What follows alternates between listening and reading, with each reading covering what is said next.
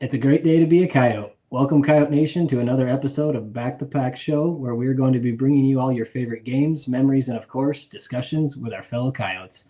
As a disclaimer, we have no affiliation to the University of South Dakota. This is a podcast ran by fans for fans. The ideas and comments do not represent the university. Our opinions are our own. Be sure to find us on Twitter at BackThePackSD and join the USD Coyote Fans Nation page on Facebook. Last but not least, join the Howling Pack or the new Yote Fund at www.goyotes.com. That said, let's talk some football. All Mitch, right, we're back. Hey, we got sound effects for the intro. We got graphics up tonight. man. We're I, getting after it. so, for those of you that are tuning in, he's Grant Looters. I'm Mitch Hessman. Jake is not here with us tonight. He's given us the keys to the show, and we're going to drive this thing. And so we decided we're going to play around a little bit. We've got some sound, we've got some graphics, we've got Yote fan in here already. We're just going to have some fun with this. And we've got a big show because we've got a ton of stuff to talk I about was just tonight. I was just about to say that. I'm pleasantly surprised. You think off season and really like tail end of spring here, but just going through the notes, we had a lot of news not only this week but in the last couple of weeks. So it's gonna be no. I think we got a lot of good stuff to hit on, and like you said, I mean, let's just jump into it, right? Let's get Yeah, into let's it. go. Let's not waste any time. Like I said, we got just a ton of things to talk about. But right off the bat, hopefully everybody can see this on the screen. And if you're going to listen to this later on Spotify, the audio version only, we're looking at a graphic I put together of the five guys that are currently headed to the NFL. hmm So Grant, go ahead and just take us through these guys and where they're going.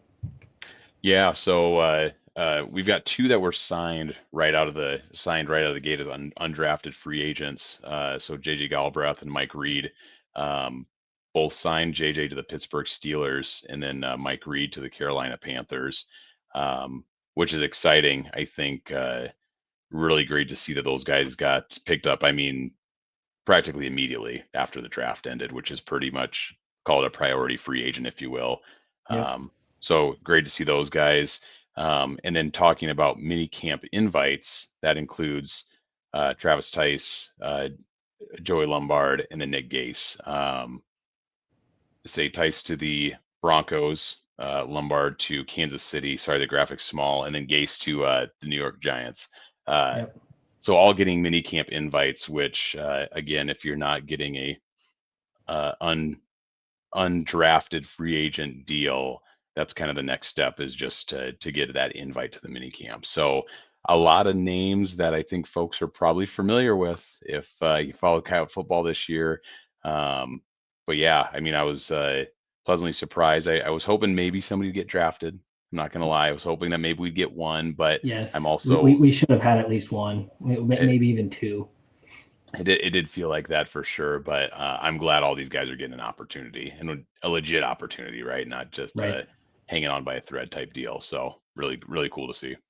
Yeah, and with Mike Reed, he got a $100,000 guaranteed signing bonus there with his contract, so that shows a little bit of more commitment up front from the Panthers, so that they're willing to give him that money up front. So really hopeful that he'll stick there. And then yeah, you obviously went to the other guys. Who's you have a favorite just real quick out of these five in terms of where they landed? Anyone you like more than the others? Um, no, to be honest, not really. I guess as far as like team needs of pro teams and things like that, I'm not nearly as in tune as that. Um, I really like JJ's opportunity in Pittsburgh. I think that's kind of a team that's got a roster that's not really super defined in any position, right? So I think there's a lot of opportunity there. Um, I think you have to, I mean, like you said too, you have to like what Mike Reed's opportunity looks like too, because the Panthers have already committed money to him right out of the gates, which shows a level of commitment. So Yeah, and um, they're not good, so he has a even better chance there. for sure, for sure. And then I think the obvious one is, Travis being the only skill position player. Like, of course, we'd love to see him get an opportunity and tote the rock here on Sundays, right? That's always a fun thing to see. So would love to see it. But yeah, I think too, Broncos, I don't, I again I'm not as in tune with NFL as I probably used to be, but uh certainly not a workhorse back in Denver that's going to box people out of opportunities. So There was a person on Twitter that hit us up. I don't know if it was yesterday or today, but hit us up on that saying the Broncos running back room was pretty weak and that gives him a better chance. So, and I mhm. agree. And whether that's special teams or being a third down running back or whatever, wish these guys all Yeah, the best. And I do like Joey going to Kansas City only because it's a regional team. Um, you and got Patty, Cochran's there too. you Yeah, got Cochran there, you and got Cochran Patty just Mahomes. re-signed this off season. So yeah, get a couple Yotes Yes, down in Kansas City. Let's keep it going. yes, would love to go down there and watch those guys both play. So yeah. So good luck to all these guys. Overall, I think just general sentiment was we were disappointed, right, that we didn't get at least one guy drafted. Would have liked to maybe Yeah, see one or two more get a UDFA contract as well. But we obviously we're still high guys. We do think a couple of them will stick. So yeah. can't I wait to see will. it. I will say I know I've heard this from multiple people that as you start to get into like the sixth and seventh round, sometimes that undrafted free agent contract flexibility actually is better than getting drafted. I know some people say especially late in the seventh, right? You might have, Right.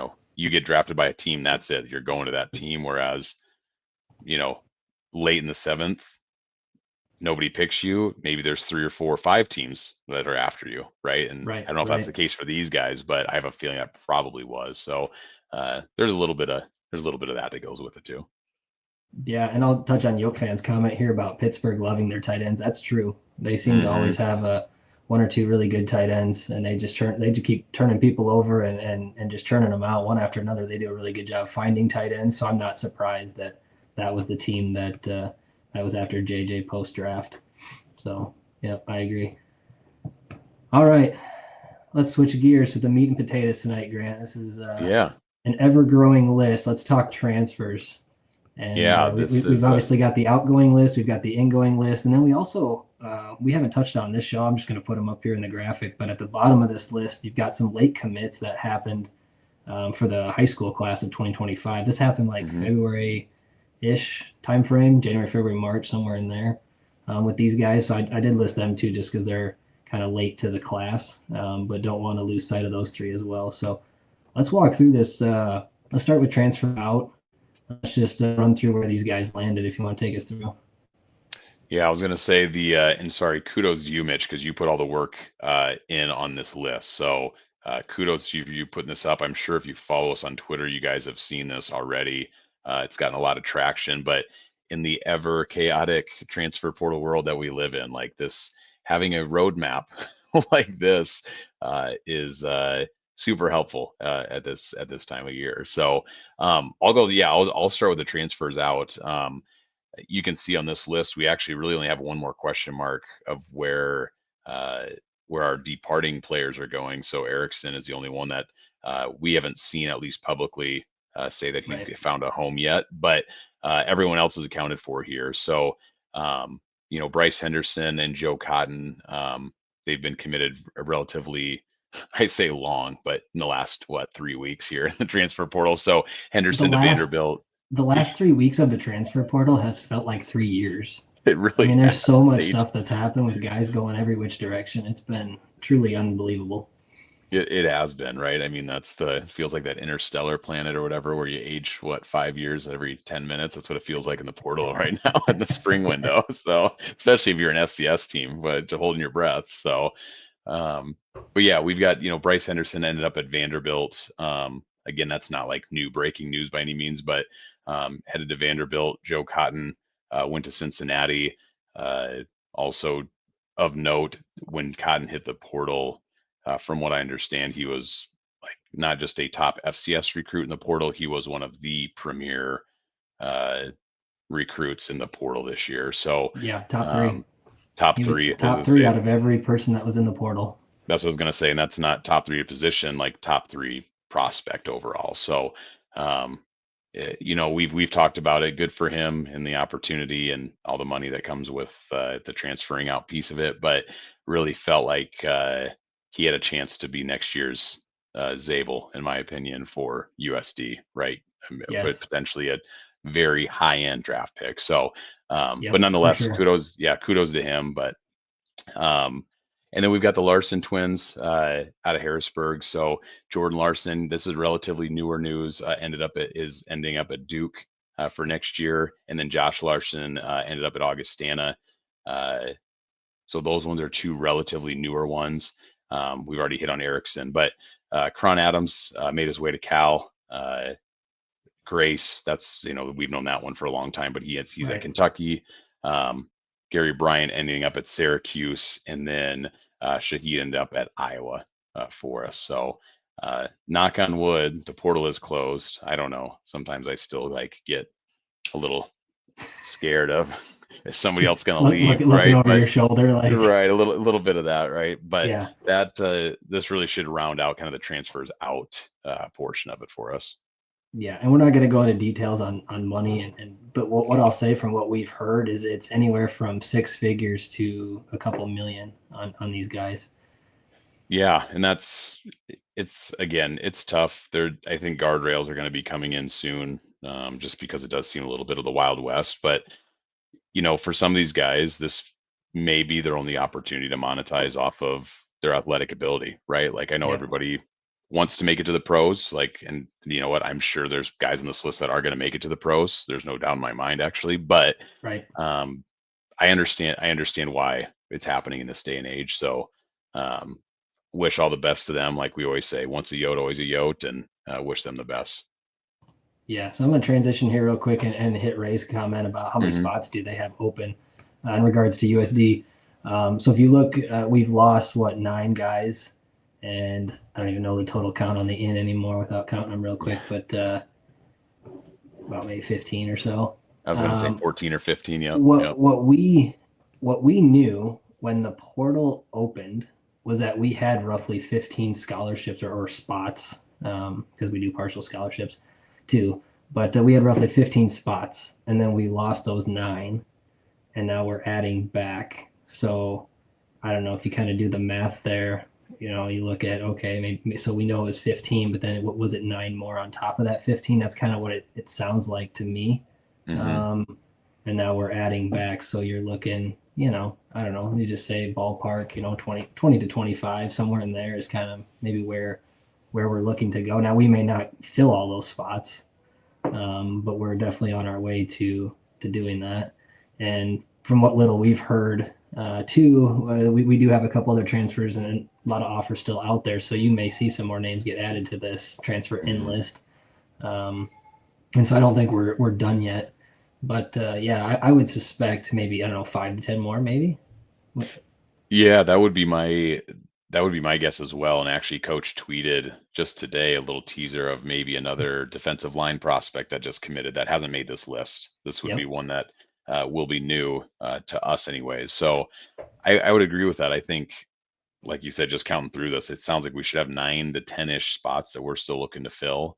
I don't think the 25 late commits would go into that number. I guess if I do you know, Mitch, if No, I don't think those. that I wouldn't count into that number that we were working with, right? So No, no, those 3 at the bottom there would not count towards that number. yeah, so yeah, I guess I would anticipate probably for us to see another 4 to 5 guys for sure, and then like you said, maybe as high as 7, 8, 10. 9 guys, 10 Yeah. guys, right? Yeah. That could Upwards of come through. 10. So I will say too, and we talked about this last week, but I have a feeling that's all going to come together pretty quickly here, right? Because as this portal, every day somebody's signing to a new team, and that's less and less spots for guys to go to, and that number gets smaller every day, and coaches they're building out their roster. They want to know what they're working with because we're into May, right? It's the 1st of May today, so you're thinking about summer camp and getting ready for the fall. So I don't think coaches are going to wait around for guys for another month. Is my thought on it. But Yeah, I'm glad you mentioned that. So I put that in our notes for tonight. So we are 121 days to kick right, off in yeah, Ames. And if you convert that to Saturdays, that's 17 Saturdays. yeah, So, I mean, time's flying. And it for us guys who do the show and Coyote fans who follow us on Twitter or on our show here, it hasn't been a dull moment since the season ended. And there's just been all kinds of news coming out almost every day. And that's we're here to try to make sense of it and just kind of recap it. yeah. There's no off season in college football anymore. That's for No, sure. no, definitely not. So transfer ins, I'm just going to run through these real quick. Yeah. And some of these names we've not heard, so we may misspeak on these, but we'll definitely be learning them as we go. But Almarian Krim, OL, UT Chattanooga. That's that's a huge pickup because this guy was a starter. He's been a 2-year starter for them and has been a very productive player. And he's got the size I'm looking for. He's got that magic 300-pound number. So Mitch always likes that number to start with a 3 with the O yeah, lineman. Yep, give me that 300, 305, 310. That's where I want to be. Yeah. Which is hilarious because in high school, Grant, as a running back, I ran behind guys that were 185 pounds. Right. I think we all did, right? Yeah. Unreal. What I would give to run behind 300 pounders. Anyway, Brock Wolf, another one. This one's an FBS transfer, Kansas State, coming to us. Doesn't have really any experience. He's a redshirt sophomore, but definitely look for him to help backfill some of those O-line spots because the O-line was hit the hardest in the portal in terms of our team. So I look for us to probably add 1 or 2 more there yet as well. Brandon Smith, he's been, I want to say he was in the winter window. He was. Right around that Christmas time window. But Brandon Smith, center, I really like the looks of this kid. From Merrimack College, 6'1", 295. He does have 1 year of actual experience as a starter. He's not tall, but man, is he stout. Yeah, it's funny you say that in the winter window. We really felt good about bringing Smith on as being that final piece of the O-line. Yes, because that's all we needed at that time was to replace Joey, who was obviously graduating and going to the NFL. But yeah, how far we've come in a matter of a couple of weeks. No doubt. All right, next one. Probably the one that we're the most excited for here. Dallas Holmes, tight end, Lafayette College, 6'5", 240. 1 year starter. The notes on this guy and the digging that we've done is that he was an underutilized tight end, and he is we'll get some photos of these guys and throw them up here maybe next episode or something. But this guy's huge for a tight end. Just the solidly built tight end I've probably ever seen. Can block and catch, but again, just was kind of underutilized in that offense. And I think Coach Morrison has probably got a very good plan for him as he comes in to replace JJ. Yeah, I was going to say this spot feels like the stars are aligning a little bit, right? We have a superstar tight end that leaves for the NFL, right? Of course, on our end, but we return our quarterback who loves to throw to a tight end. We've got an offense that plays into a tight end. So I 100% understand why Dallas looked up and said, boy, that's a good spot to go to, especially in a position where, to your point, it seemed like the consensus was very underutilized. Not to say that I haven't watched any Lafayette of their games. I don't know what kind of offense they run, what that looks like, but the consensus seems to be that he was underutilized. So yeah, that's boy, it's hard not to be excited about that. Absolutely. Another tight end, Jackson Carde, coming in from West Virginia. He was this one's interesting. So he was an early enrollee. That means he started college, during what would have been his senior year of high school. So he started college in January of this year, versus waiting to graduate high school in May. You got this early enrollee option, and he was one of those. And so he got to West Virginia, and he's already bouncing out of there real quick. But big target, 6'7", 250 on this kid, and he's got all 4 years of eligibility left.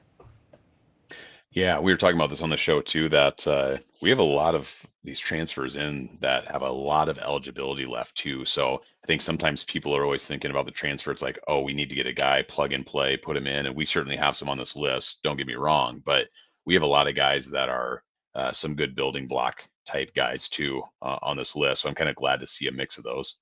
That's just it. You look at the core of the guys that we have coming back. You've got a mix of some experience and some guys that haven't had playing experience that are going to be in starting roles this year for us. And this is just, some of these guys are just backfilling, right? Like they're going to be the future. They're not the now. They're probably not going to see the field this coming year. Some of these guys may even redshirt or whatever. But yeah, that's true. This is the future. And it's the transfer portal can be used just like recruiting, right? Like you look at recruiting high schoolers. This is in a sense kind of like that. And you see that on this list, some of these guys with 4 years of eligibility. So it's not just all about the here and now. It's about the future of Coyote football too, and that's what you're seeing with some of these.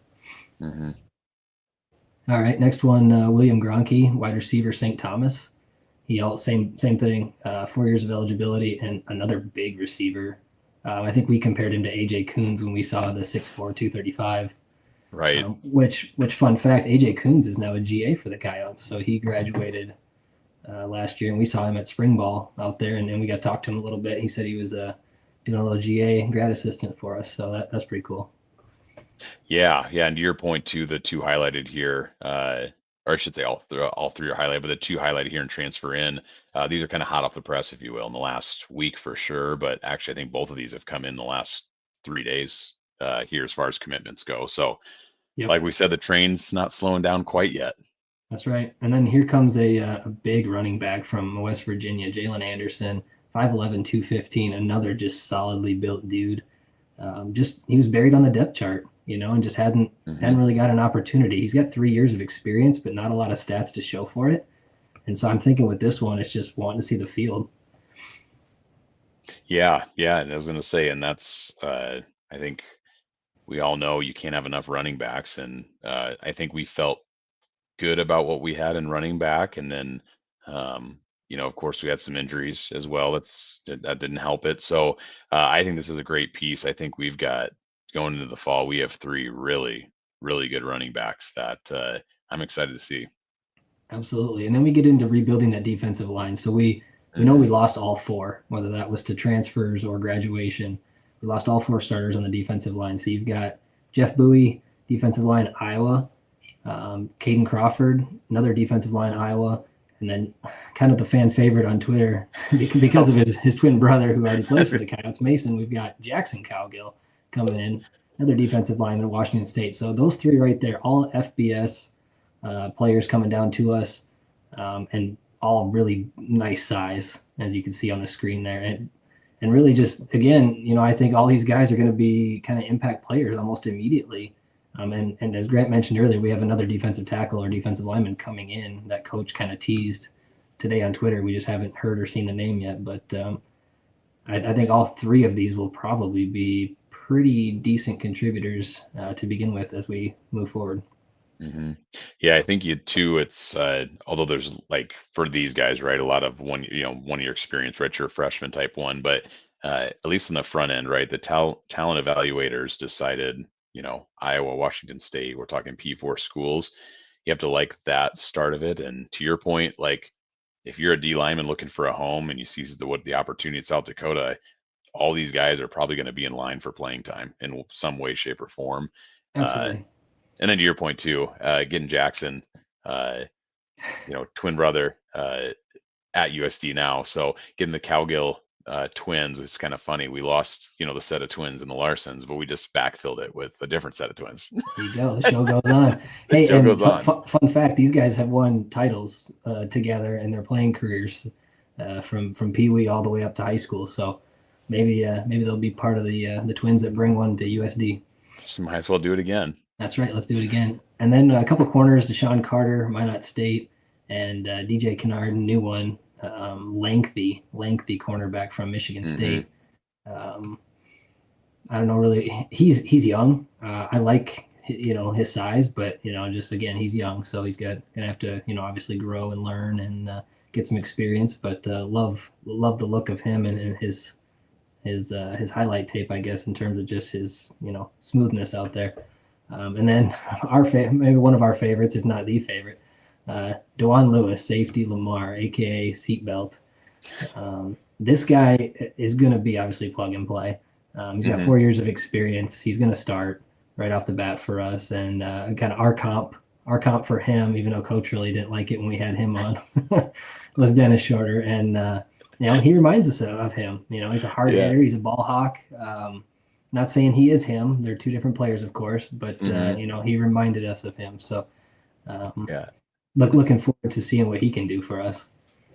Yeah, that's another December window guy, excuse me, that came over, I believe with Smith, where kind of positions at the time we knew we had to fill in. So it was nice to go out and get some guys with some experience, and um, yeah, looking forward to it. But yeah, the transfer in list is starting to shape up really well. Like it was a little gloom and doom a couple weeks ago. I'm not gonna It lie. was. It was. I was not a happy guy, but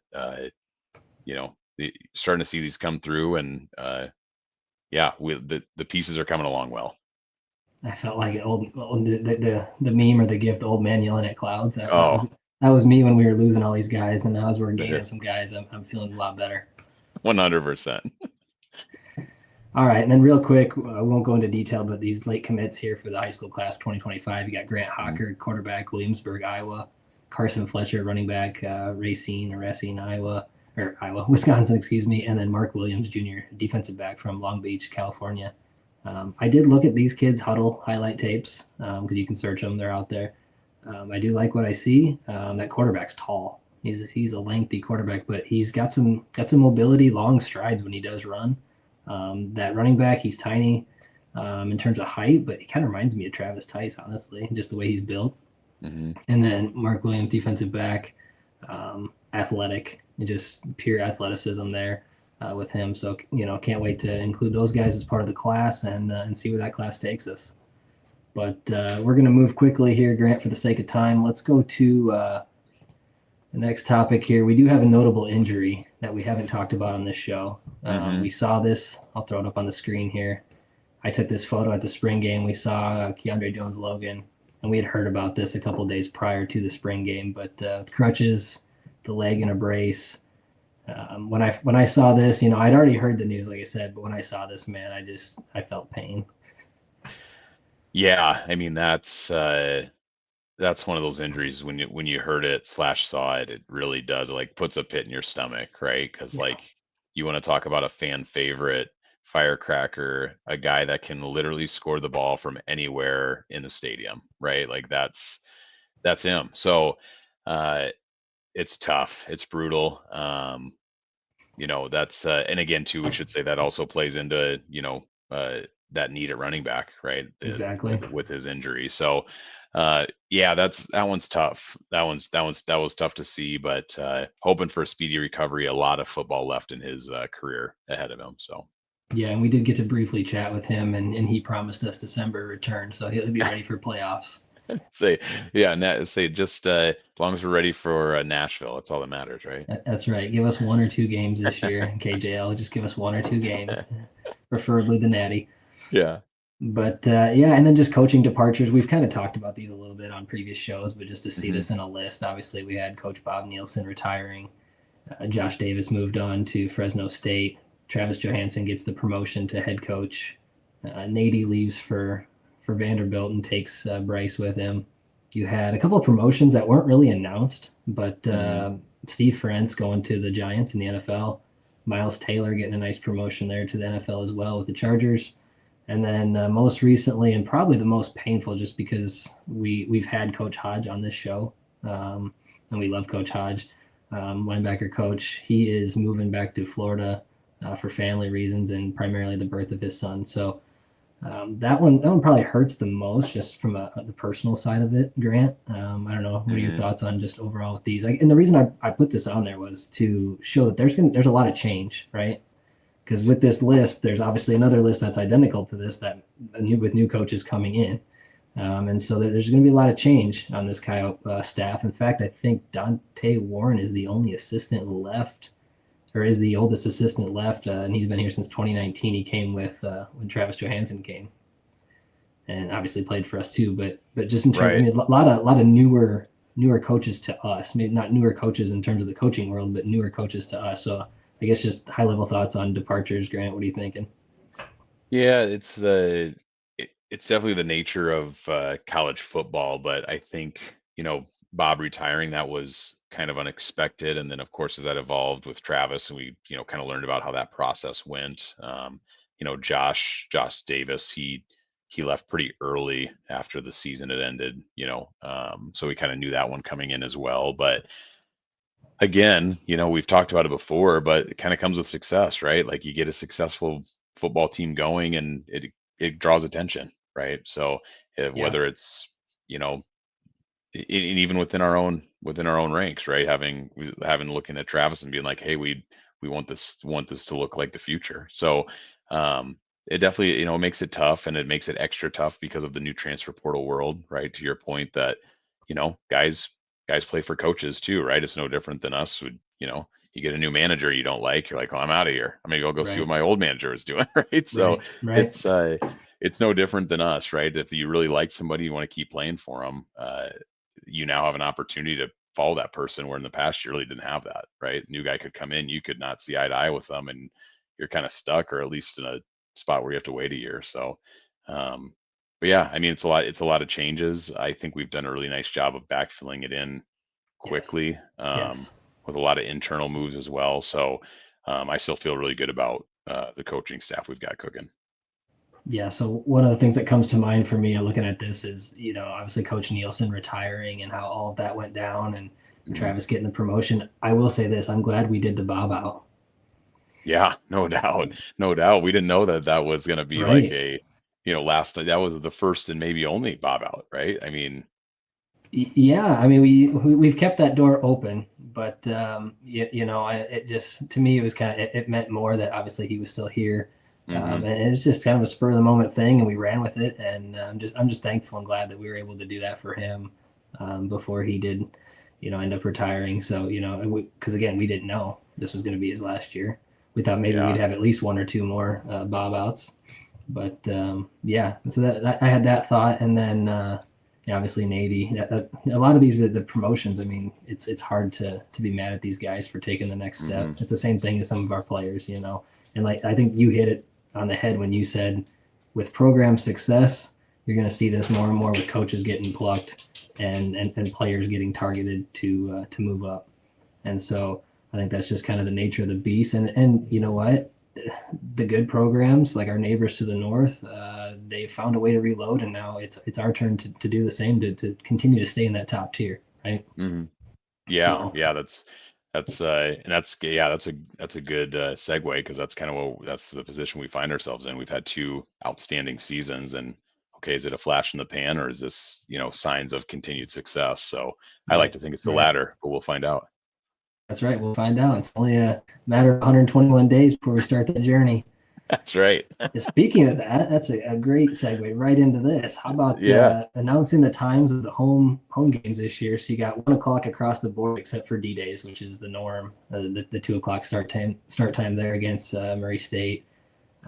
I've seen some comments, Grant, and I'm sure you've seen some comments too on this. I know some fans get rubbed the wrong way at the 1 o'clock start times. Um, and for very valid reasons, a lot of them family reasons, whether it's kids in hmm sports or other activities going on Saturday mornings. It's tough to get to that 1 o'clock start time or even get to tailgate if you wanted tailgate. Right. Um, for me personally, just I only have one daughter and she's 4, so I don't have a lot of those conflicts yet. But I totally understand where some of those fans are coming from that do have kids that are a little older and in sports and different activities. So I guess what are your thoughts on this? Yeah, I guess I didn't give a ton of thought to it. I guess just by default, I just always in my head kind of assume that we're going to have 1 p.m. kickoffs, just because historically that's always what we've done. Right. Um, I know we had that early one last year, early Thursday night kickoff. That was a blast. That was awesome. That's the seven That o'clock Thursday night. Yeah, that I would definitely be in for again. Big proponent of that. I wouldn't want to necessarily make a regular occurrence of kicking off at 7 p.m. So, but I'm pretty indifferent to it. To your point, I don't have a lot of scheduling conflicts in my life to this point yet. That'll change quickly, I'm sure. But correct me if I'm wrong, though. I think any of these games can be flexed if a ESPN channel picks it up, from what I understand. Yes, and that is correct. And then also we have the contract that the Missouri Valley Football Conference signed with ESPN last year. I think that was a 3-year deal, and so they pick X amount of Missouri Valley matchups each year. I think hmm it's like 2 or 3, and they can set the time on those. So there's a chance that one of our games gets picked. It would probably be the final home game there on November 8th. If I had Yeah, to, if that's I had to that. guess which one's going to get picked to be on an ESPN2 or ESPNU channel as part of that contract, it's probably that game, and that's the one that could get flexed. Like it could go 3, 4, 7 o'clock, 6 o'clock. Well, I mean, any of those, anything's really Yeah, on the table there. So I could see that one. As far as the others, probably not. yeah. I think it's funny too, because you're right. So ESPN selects. I think they literally handpick kind of games, right? That they're gonna put on Yep. the national TV. So feels like early on in the season, obviously out of conference isn't going to happen, but even early conference, I feel like ESPN always kind of wants to see how things are shaking out, right? They don't want to put a nationally televised game of two teams that are outside of the top 25 in the Missouri Valley on, and people are going, what are we doing here? Now, to your point, what does draw eyeballs? Okay, South Dakota versus South Dakota State rivalry game. Yep. If both teams at the end of the season are looking up and they're both, top 10 teams or whatever, now all of a sudden ESPN's like, okay, that's a matchup we want to put on there. So I agree with you. I think depending on how the season plays out, obviously, but there'd be an opportunity there. Maybe North Dakota, right? Maybe the North Dakota game too, end of the Maybe. year. Yeah. If Yeah. they, You never you know know. what I mean? If they have a good, all success driven for the most Yep. part. So Yeah, and that's why it's kind of TBD, right? It's to be determined based on how these teams are performing down the stretch, and ESPN's going to do whatever they want to do with those matchups. So, but we were in one last year, wasn't it? The game in Brookings. we're in two of them because in NDSU in our Oh, game, that's was right. it? We were in both games, right? So Okay, okay, the USD NDSU game was nationally televised, and then the SDSU USD game also nationally televised. okay. Yeah, I forgot about that one being there too. Hmm. So yeah, it's kind of one of those things, especially if it's towards the end of the season, conference championship on the line, that kind of thing too. That could be Right. part That's of why I that. say that too. I think both of those were kind of end of the year, again, top tier teams playing. So have a Yep. feeling it'd have to be that for that to get flexed. Otherwise, plan for 1 p.m. at the Dome. Yes, and tailgate does open at 9. By the way, we're going to touch on that here in a second. Yep. All right, real quick, because obviously we play our football games in the dome. I had to share this update from John Schemmel as they're tearing out the pool on the east side of the dome. So I know he's pretty excited. I think for me, Grant, it's bittersweet, right? Because I grew up using this pool as a kid, and I'm sure Hmm. you did as well. Oh yeah. Just a lot of memories for me in that pool, and so it's bittersweet. But I also understand that in order to do the east side renovations and the concourse and the seating and all that over there, this is the first phase of renovating the east side of the dome is to fill the pool in, build it up. From a construction standpoint, it's got to be beefed up, the supports and stuff to support what they want to do with the larger concourse area in the on the east side of the dome there. And so this is phase one of east side renovations. Yeah, yeah. And for those who haven't seen the new pool, I think there's a couple of different videos out there. I mean, that's only about a Sweet. million times better than this one. It was The long 32 overdue, the right? $32 million pool, by the way. That's right. That's a big pool. That's an expensive pool. I Olympic believe sized pool. it is. And I believe I could be wrong. I probably shouldn't say this without fact checking myself, but I believe the pool was original to the original construction of the dome, if I'm not mistaken. Like this I has been think there so. I think for so. an eternity. Yeah. And it definitely showed, right? Not that you're gonna Oh yeah. upgrade it, Oh yeah. years before, but yeah, spent a lot of time there as a kid. So it's bittersweet, but it's exciting. We're always moving forward on this stuff. That's right. Because it won't be long, and they'll be working on the east side. I don't know if that's. I think John's been on here before and mentioned it. I want to say maybe 2 or 3 years, if I remember right. That was kind of the target for the east side. Yeah, I know the east side was always going to follow the big pool, of course, for that reason. So now that that's completed, I'm sure that's maybe the next quote unquote phase, however long those phases last. But Yep, exactly. All right, let's switch gears. I just mentioned it. Let's talk tailgating. yeah, yeah, this I'm pretty excited. I'm excited about this. I'm excited from what I've been hearing. But yeah, we've expanded the tailgate area. So those familiar with it, you've probably seen the map, but just to just the west of the tennis courts, going to put some more tailgate spots in that I think is a great move. Again, from what I've heard, it sounds like there's been a waiting list for folks to get tailgate spots. I hope that's the case, and I hope that people utilize them because, as we've seen before, plenty of Yes. spaces that are technically accounted for but not utilized. Right, that's been the biggest gripe I think from most Yote fans about tailgate is people are buying spots but not using them. So I'm hoping Right. you know, this expansion, more people doing it is going to kind of kick that all into gear around tailgating. But it's a perfect spot for it. It's just an extension of the old one, and it's perfect. Yeah, so about the only negative that I've heard or seen, and I had the same thoughts as this, is that people are going to lose parking spots. That was a priority parking spot, Hmm. and so you're losing whatever 26 times 3 is there on spots. And so, but yeah, tailgating obviously for us, Grant, we're big tailgaters. We want tailgating to Hmm. grow. And so to Yep. see this added is a step in the right direction. But to your point, it's one thing to have it and to purchase it, but it's also another thing to actually use it. And so I know from, what you and I experienced this last year was, people are using their spots, but they're maybe not using them for all 6 games. You're seeing guys or gals use them for maybe 4 games or 3 games, or in Hmm. some cases just D days.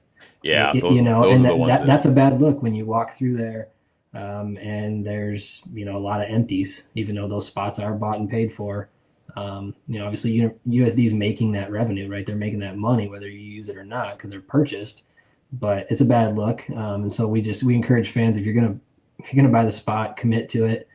Try to use it 4 or 5, if not 6 game, all 6 home games, maybe even a playoff game or two as well. Just use it as much as you can, and just help us grow that atmosphere.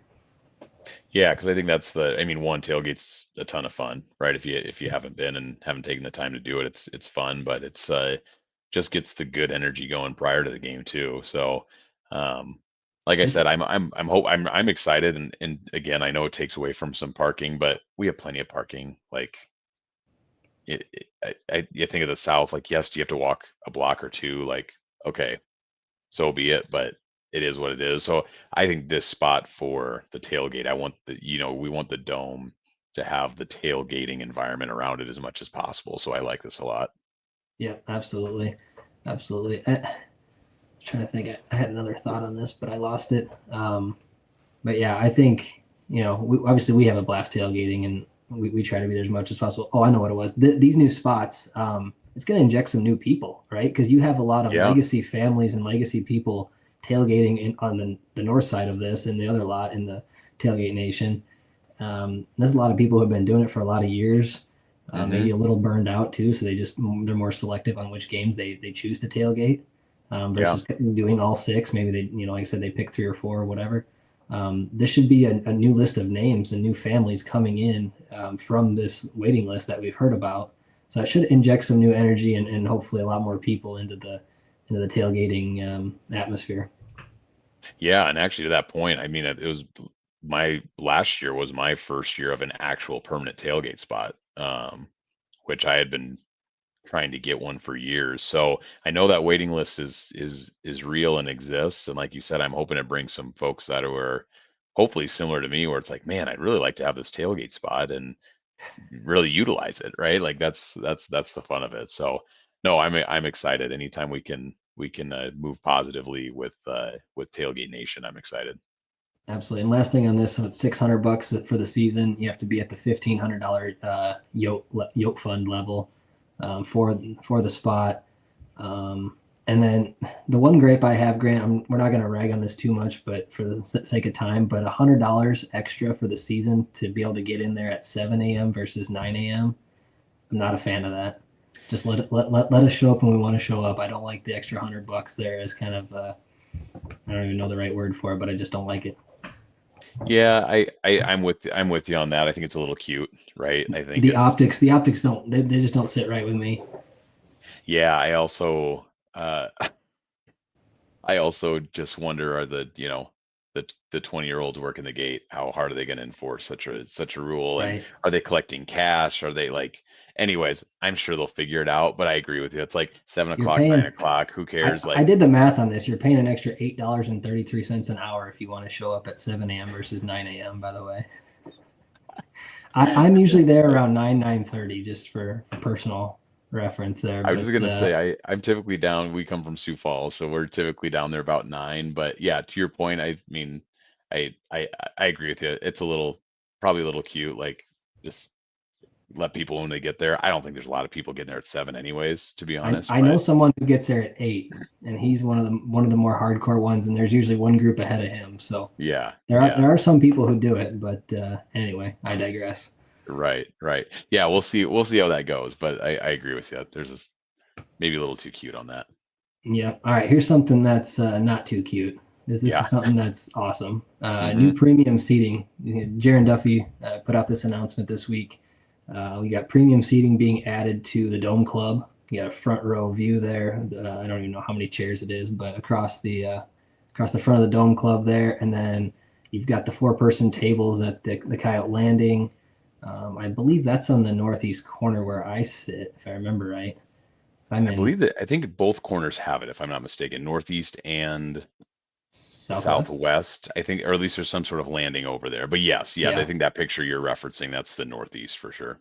yeah, that's right next to me in H. But Mhm. but yeah, so that, and then how about this one? The front row seat in the SCSC on the baseline. What do you think about that? So awesome. I mean, that's You might catch a player on a dunk or you something. you absolutely, yeah, if you're sitting there, you will absolutely catch a player. Like if you have season tickets in that spot, you are guaranteed to catch a handful of players in your I, lap. I Like think so I too. love that. You're gonna want to be paying attention sitting in those seats for sure. You might be signing waivers sitting in those seats. But I love it. I mean, that's I think that's what people want. Like you want to be close to the action, especially in basketball. I've had the opportunity to sit courtside, one or two times. It's a blast. I mean, it's so much fun. You get to hear all the chatter, you get to harass the referees. It's great. So I love those seats. I think that's a slam dunk. No pun intended. Yeah, there you go. Absolutely. And I sit front row in H, and there's times where I have to be held back so I don't fall over the rail there as I'm jumping in excitement. So, Yeah, right. but yeah, I'm a front row guy as well. Yeah. So then I don't know if I have pricing here. Let me look real quick. Looks like those 4-person tables are $750 per table for the season. That gets you 4 seats, and you have to be. Oh, then they have the $80 hauling pack seat license there too, but that's covered by a donation if you want to go that route. Hmm. The Dakota Dome Club seating is 185 per seat, plus the $80 hauling pack seat license. And then I don't know what I guess I didn't put it in here, but the basketball seats. Um, I'm not sure if I saw the basketball seat one, um, but yeah, too. I should say, I know I just talked about the court side, but the dome seats, I think those are great too, depending on yes, what kind of experience you're looking for, right? I think it's a really cool view from the club seating. Uh, it's an interesting view. I don't think you can hear super great in there, if I remember right. I could be way wrong on that, but I should say I think it's a little muffled because of the glass, right? I You're could see not in that. it. So That's above my level, so I couldn't tell you.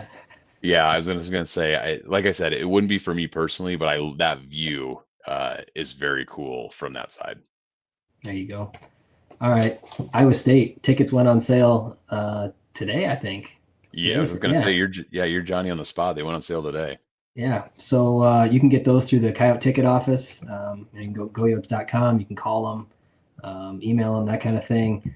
To get those tickets, what are they, Grant? 85 plus the fee, I think puts them at 88.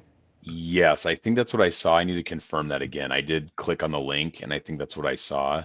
Um, I'm also too. I'm curious. We'll have to ask Jake because he's a big Iowa State fan. I'm curious where they put the visitors because sometimes the visitors get put close to the field, maybe like toward the goal line end zone, or sometimes they just say to hell with you and they stick you in the nosebleeds in the corner, right, and have you look from up If there. they're in the So nosebleeds in the corner, that 88's not worth it. That's my personal opinion. like, I was gonna say that if the visitors are stuck up in the upper corner, I'll probably opt to look for some better seats potentially. Yeah, Um, resale market.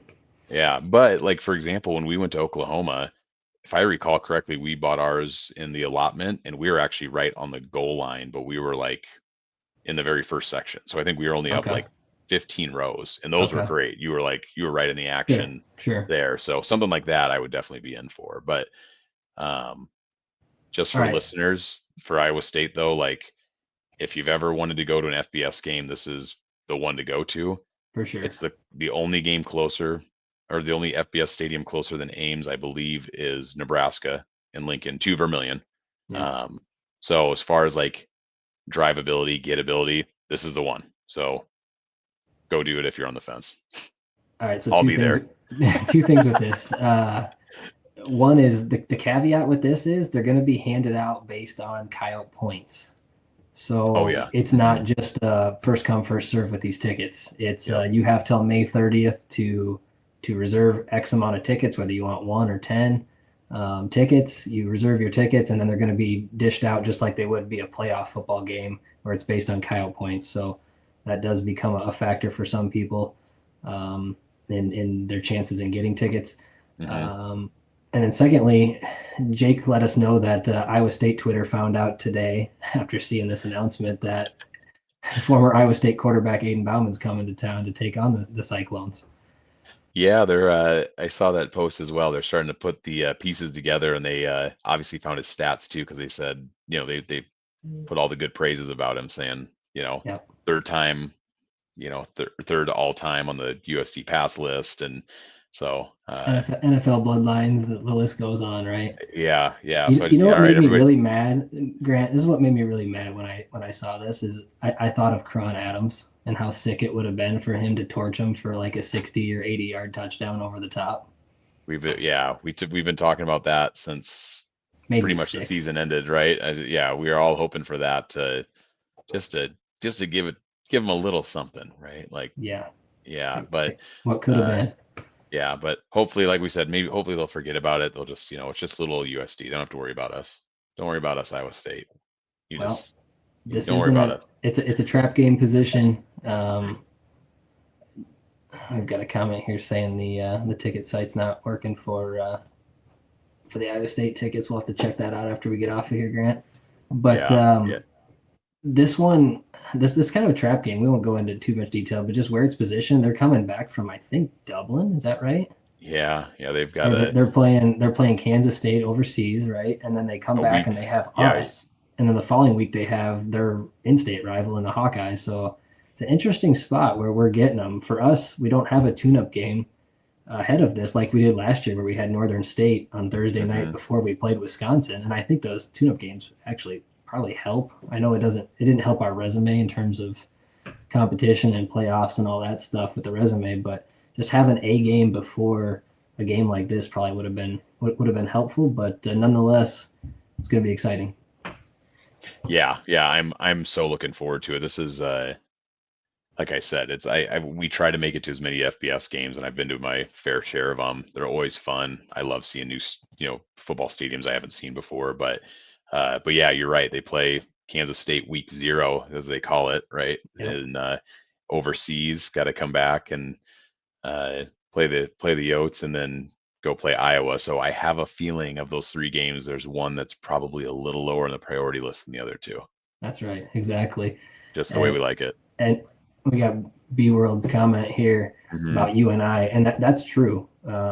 With Oh with yeah. you and I playing them many times over the years, like he said, and really, playing them really well. And in fact, I think didn't UND play them pretty tough last year? Yes, I believe so. Like a really low scoring game, like That was super. 14-20 or something like Yeah, it that. was super low scoring. Yes. So it's funny. My dad made the comment, of course, this year. He goes, man, he goes, I've watched a lot of bad Iowa State football teams, and unfortunately, this one that played last year that's coming up are probably their programs are probably about as good a shape as they've been in a while. So it's they definitely have a good squad, but USD also has a real good squad coming in. That's right. Absolutely. And talking about this makes me want to get into our predictions for the season, but we'll save that for another episode. No Last doubt. but last but not least, we get season tickets also on sale Hmm. for your fall sports, not just football. But Yep. for you current season ticket holders, you've got till June 30th to renew. So if you want that same seat that you had last year, you've got till June 30th to renew those. Otherwise, they get opened up to everybody. And that reminds me, I still have to do mine, Grant. I've got a couple. I'm trying to decide if I want to give one or two up to friends, or if I'm keeping all four of mine, or what I'm doing. So I'm uh, Yeah, I'm I'm, work, I'm working on that, working out the details. I just got to figure out how many I'm keeping for myself.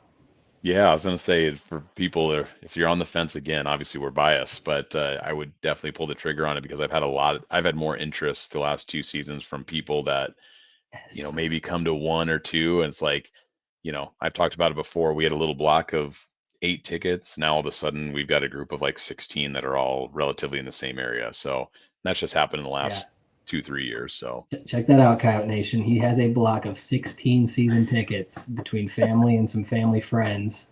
He's built it, and a lot of those, I think most of those 16 probably tailgate with you. yeah, pretty much everybody does too. So It's a big yep, old party over in there your is. spot. There is. It's fun. It's a good time. Section D. If anybody's wondering, that's the best section. Section D. Section D is where it's at, right next to the student section. We are right next to students. That's awesome. All right. Any final thoughts for Coyote Nation, Grant, before we get out of here? No, I think we hit on a ton. As always, we appreciate guys tuning in here live, but like you said, you can always catch it afterwards via podcast or on YouTube as well. But no, just exciting times for us, and as always, go Yotes. That's right. I just want to say too before we sign off is take a deep breath. I'm now taking a deep breath with the transfer portal being closed. We may pick up a couple more guys, but we can breathe easy now a little bit, and just look forward to summer practices, summer camp, and before we know it, it'll be fall camp, and away we go. So as always, appreciate everybody for tuning in. Thank you, Ray. Thank you, Yoke fan. Thank you, B World. Everybody who commented tonight. That really helps us with the show. Makes it a lot more fun for us. Love the interaction. So thank you, and those that interact with us on Twitter too. Yep. Just love the interaction. We're all about just growing the fan base and having fun talking Yoke football. So thank you so much for tuning in to another episode. And go Yotes. Go Yotes.